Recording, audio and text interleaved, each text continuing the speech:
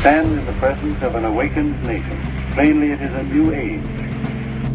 The bad news and the good news, the defeats and the victories, the changing fortunes of war. We're going to maintain the military bases necessary for the complete protection of our interests and of world peace. We face a hostile ideology, global in scope, ruthless in purpose, and insidious in method. Let all our neighbors know that we shall join with them to oppose aggression or subversion anywhere in the Americas. By seeking weapons of mass destruction, these regimes pose a grave and growing danger. They could provide these arms to terrorists, giving them the means to match their hatred. They could attack our allies or attempt to blackmail the United States.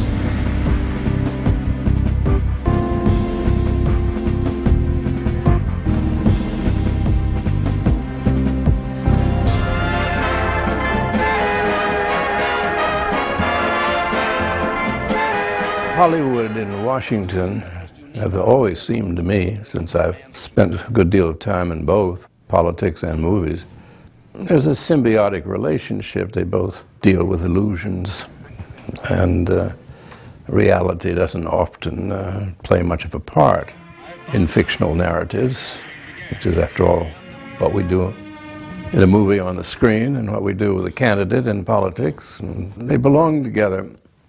The first person to realize that was Woodrow Wilson. He was trying to get us into World War I. You had to get Hollywood aboard to get them to make movies demonizing the Germans. And Hollywood never looked back or forward. And every president since has known that the movies, if you could harness them, was the way to get your program across, particularly if you wanted to go to war.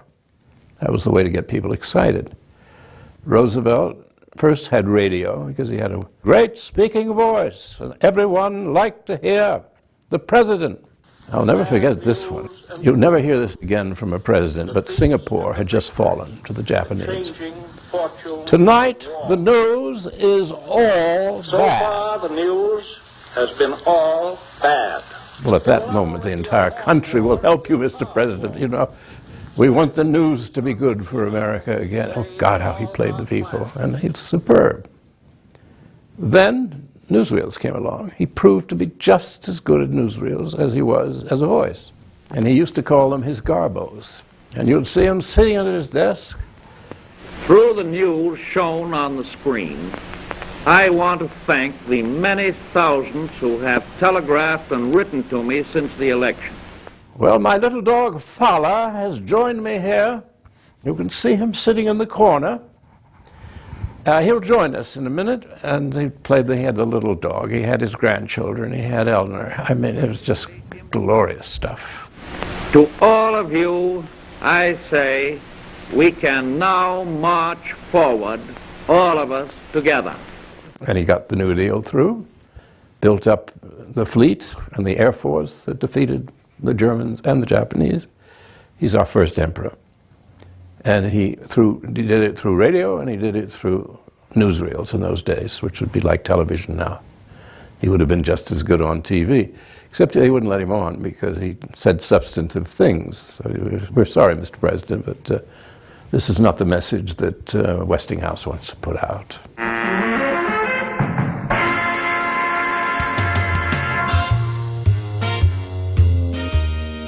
The difference between Roosevelt and Truman, his successor, is enormous.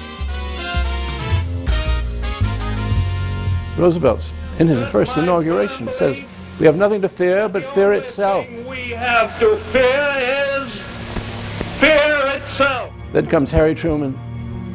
There is a power, a monolithic power in the world today. That power is communism, forever on the march.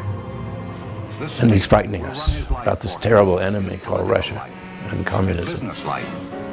Just saw the difference. It was night and day, night and day. Roosevelt hit the affirmative side and swept the nation.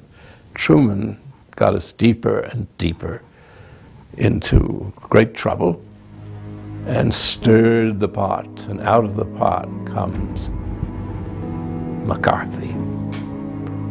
Out of it comes the House Un-American Activities Committee. Out of it comes, you're not a good American. You were seen reading a book without moving your lips.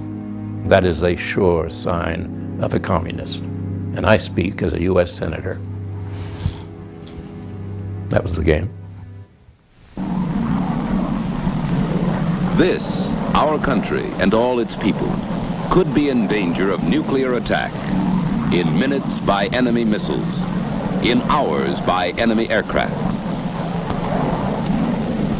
Our cities,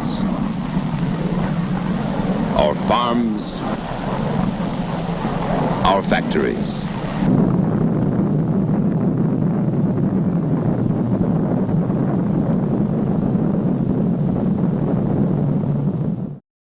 Well, I think I saw through the myths of the Cold War almost from the beginning. I was a Washington political kid from a political family. The joker in the deck was Roosevelt's death. Everyone who knew him knew he was dying. He was elected president, what, 4 times? In the last race, it was clear that he was a dying man. But he had all his marbles, and he had all of his marbles at Yalta. He got more out of Stalin than Stalin got out of him.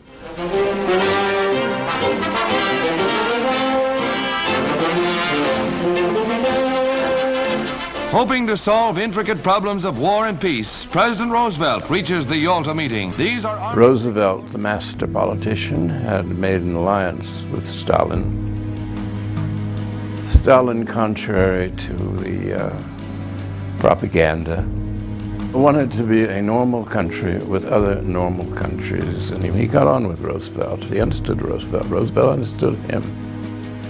They were both emperors, and they were both continental powers.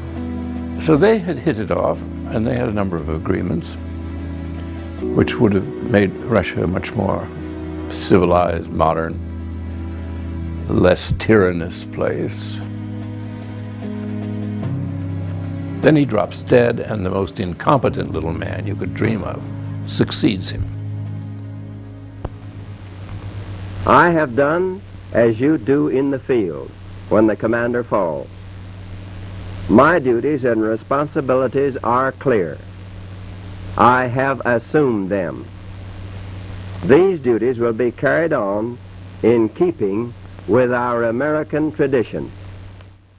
Suddenly Harry Truman, who understands nothing about international politics, he was the last-minute choice for vice president by Roosevelt, who was trying to soothe the right wing of the Democratic Party, particularly the South, which was racist and democratic, as it is now racist and Republican.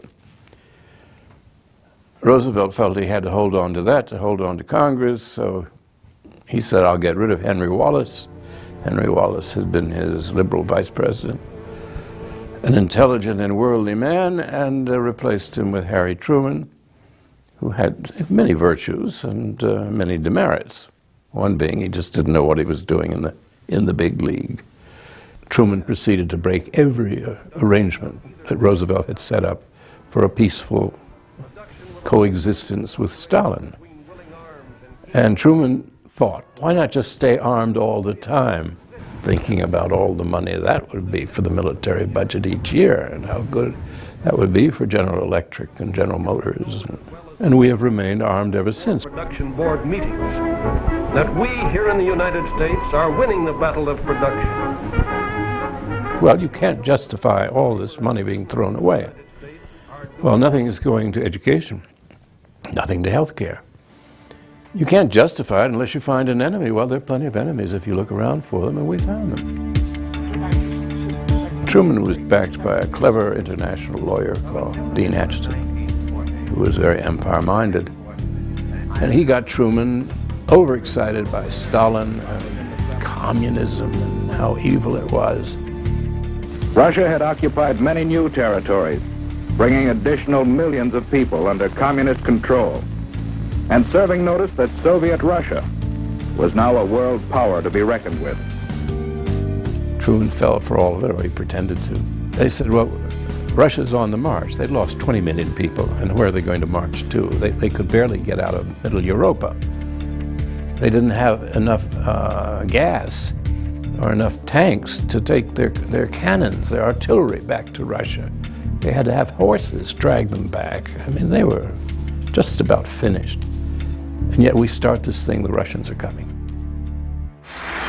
Mr. Truman delivers his message on the State of the Union.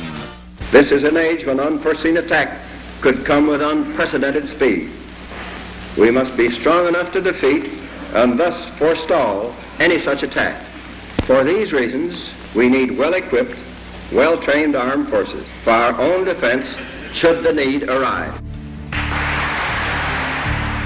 And then he devised the national security state. Now, the national security state had about 7 points to it. One was never negotiate honestly with the Russians. 2 was total rearmament and constant rearmament, and develop the hydrogen bomb, because they were going to get the atomic bomb one day. In other words, you created a totally militarized economy, which we are to this day.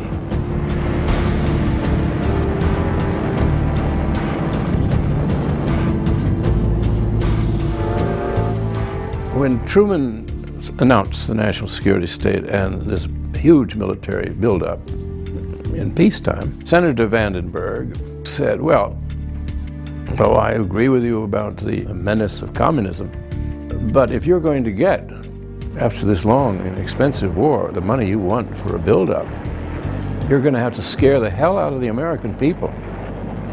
This boy will grow up acutely aware that there are forces at large alien to his way of life, and he has seen the face and forces of evil. Communism is a word he is learning to understand. Truman said, don't worry. First thing he did, loyalty oaths all throughout the government. Everybody had to swear a loyalty oath. Throughout the universities, throughout high schools, teachers, you've got to go up and swear allegiance to the United States or else you're a commie. I mean, we had imported fascism, and the only person to stand up against him was the true heir of Franklin Roosevelt, and that was former Vice President Wallace. Truman was using a threat that the Russians were going to interfere in the Yugoslav affairs and Greek affairs. And Wallace said, this is not a Greek crisis, as the administration likes to tell us. It's not a Yugoslav crisis. This is an American crisis. We have a government that is now pledging itself and us to fight on the side of any government, no matter how terrible, if it says it's anti-communist or anti-Russian. We're on their side. And we're now demanding of every janitor in every schoolhouse in the United States to swear loyalty to the Union. We've never done this before. The fact that half the country had been involved in the military should have been quite enough to demonstrate the loyalty of the people of the United States. Harry Truman is acting like a European dictator and getting away with it. Why? Because the rulers of the country, just the same as now, corporate America that makes its money out of armaments and graft and media, thought it was a good idea to frighten the people. The more scared they are, the more they'll appropriate, more tanks you can sell. Here in Russia, you see the reason why we are spending billions of dollars in defense production, why your family is paying the highest taxes in our history. The leaders of Russia tell us their only concern is the defense of their own nation. Is this so? Or are they ambitious for world conquest? Everything was militarized to fight communism, monolithic, atheistic, and godless. It's much worse than atheistic. Communism forever on the march. So that changed the United States forever. We have never ceased to be a national security state. We have kept on more and more armaments year after year, greater and greater appropriations for the military. So we're in the midst of an arms race which goes on even as you and I sit here and chat. We have been forever at war. Meanwhile, the empire is chugging along. Harry Truman eventually goes away. And we get Dwight Eisenhower. And he said, thank God we have a president, me, who understands the military, and they'll steal everything in sight. And these civilians don't know anything about it, and everything they ask for, they're getting. And we'll be bankrupt by the time they finish. So Eisenhower at least held back the Pentagon. Good evening, my fellow Americans. We now stand 10 years past the midpoint of a century that has witnessed 4 major wars among great nations. 3 of these involved our own country. We have been compelled to create a permanent armaments industry of vast proportion. Now, this conjunction of an immense military establishment and a large arms industry is new in the American experience. We recognize the imperative need for this development, yet we must not fail to comprehend its grave implications. We must guard against the acquisition of unwarranted influence, whether sought or unsought, by the military-industrial complex. The potential for the disastrous rise of misplaced power exists and will persist. And he said this is going to change everything in the way our country's governed. It's going to change us politically. It'll change us spiritually. And then part of the speech, which I've always loved, nobody ever quotes it.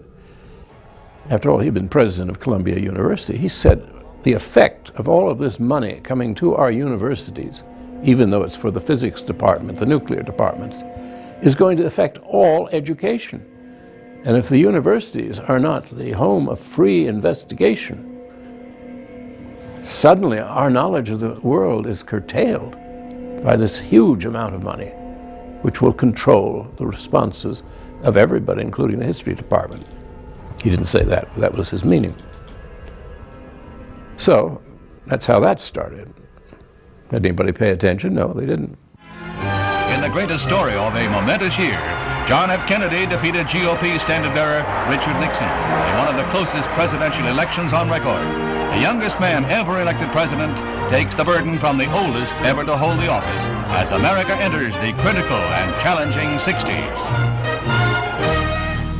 Along comes Jack Kennedy, and Jack was very bright about many things, but he was brought up in the house of a very right-wing family, without much imagination about the rest of the world, and without much knowledge of the rest of the world. But Jack was a quick learner. But he arrived with all these right-wing views. Where Eisenhower and Truman were 2 old, tough politicians, neither Truman nor Eisenhower believed in the threat of world communism. But they knew it played for the dum-dums like nobody's business. Russians are coming.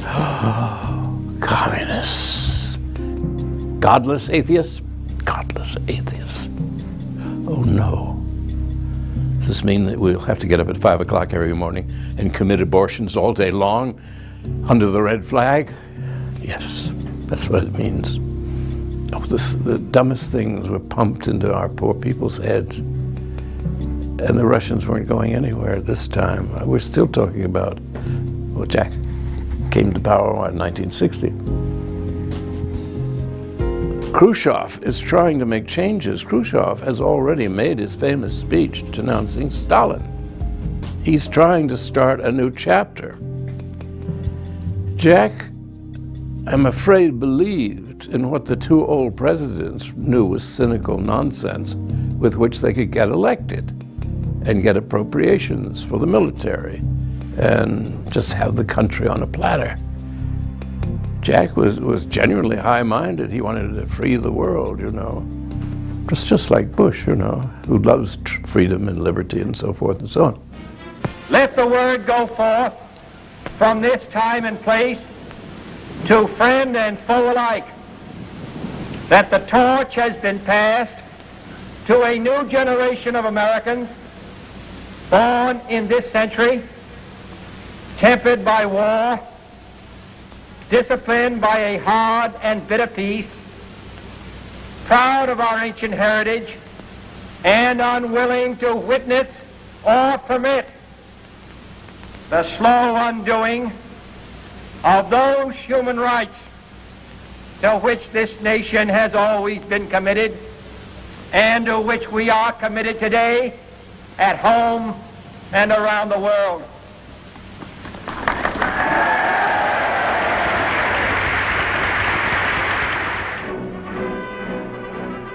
National security state under Kennedy blossomed, of course.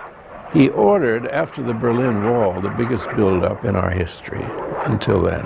It was larger than the one Roosevelt had ordered in 1940. His inaugural address gives it away.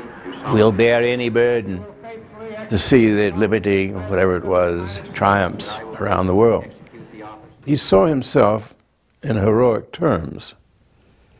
He wanted to make his mark, believed in the Cold War, or he believed in the white knight versus the wicked knight. So I think he was more tolerant of the idea of war. He said once, "Where would Lincoln have been without the Civil War? Just another railroad lawyer." Well, that's about it. I mean, he figured out wartime presidents just as this silly little thing we have now as president. They know that's how you make it in the history books. I remember talking to him when he came back from the Vienna conference with Khrushchev. And I was full of the usual liberal complaints. And I said, but you know, there seems to be so really little at issue between our side and their side. I said, it's pretty clear Khrushchev isn't marching anywhere, and Jack quite agreed to that, even though he had to pretend how dangerous the Soviet Union was, and they were getting ahead of us. But he said, in this kind of politics, it is the appearance of things that matters. So the national security state was doing very well. So in the long run, we go back to my notion that the only art form the United States has ever created is the TV commercial. That is our art form, and that's how we control people. And it's a world of illusions, and it's a world of false claims. We're fighting and winning the war on terror. Thank you all. Now, the national security state still exists. Only it isn't communism anymore, it's terrorism. I signed the largest increase in defense spending in a generation. If we had a decent media, which we do not have, or anything close, these people wouldn't be allowed to get away with this stuff. They'd just be stopped. Iraq continues to flaunt its hostility toward America and to support terror. The Iraqi regime has plotted to develop anthrax and nerve gas and nuclear weapons for over a decade. States like these and their terrorist allies constitute an axis of evil, arming to threaten the peace of the world. What we're told about ourselves and our great strengths and how much loved we are, forget it. Our strength is there, but it's the kind of strength that blows off your hand while you hold up the grenade. It's a suicidal strength as well as a murderous one. Remember that practically everything that you're told about other countries is untrue. Saddam Hussein is determined to get his hands on a nuclear bomb. Iraq provided some training to al-Qaeda. That threat is real. There's more there than we know. There isn't any debate about it. I don't know what more evidence we need. Well, today we're in a peculiar limbo. 9/11 proved to be a pretext for getting rid of the old republic, which has not been in very good shape for a long, long time. Now we're in a strange situation. There is nothing in our history to guide us. The world is running out of fossil fuel. We've got our eye on Iran. We have the fields in Iraq. We have our eye on the pipelines that run through Afghanistan, and we have a dictatorial system, as best personified by the USA Patriot Act, which just removes us of our Bill of Rights. We just go further and further along the road toward total war.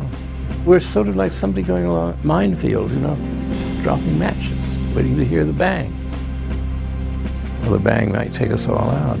I think everybody should take a sober look at the world about us.